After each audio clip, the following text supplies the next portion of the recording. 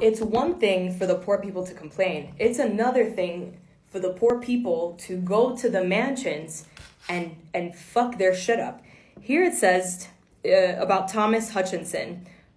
They smashed up his house with axes, drank the wine in his wine cellar, and looted the house of its furniture and other objects.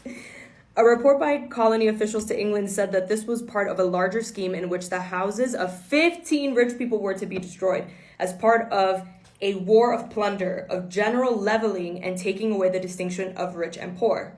Remember, in other videos, I talked about this term of leveling, and leveling was to create equality. Obviously, the rich colonists did not want equality. It says here, in New York, that same year of the Boston house attacks, someone wrote to the New York Gazette, "Is it equitable that 999, should suffer for the extravagance or grandeur of one, especially when it is considered that men frequently owe their wealth to the impoverishment of their neighbors?" The leaders of the revolution would worry about keeping such sentiments within limits.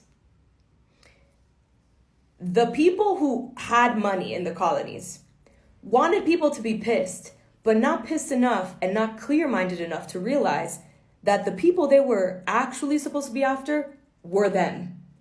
In other words, the people who led the revolution, the people who signed the Declaration of Independence, all those people, they did not want people to realize that they too were part of the problem.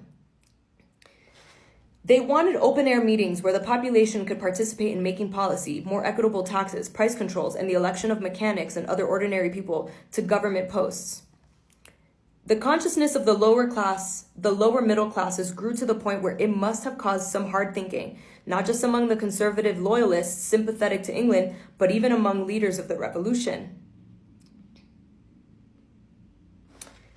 It says here, by mid-1776, laborers, artisans, and small tradesmen employing extra legal measures when electoral politics failed were in clear command in Philadelphia. So people, that were just working and all that stuff, they were starting to have a lot of power.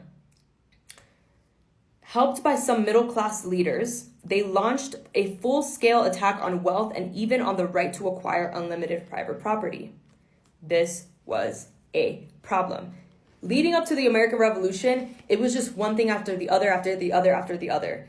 For the rich people, for the working class people, they were actually starting to get somewhere.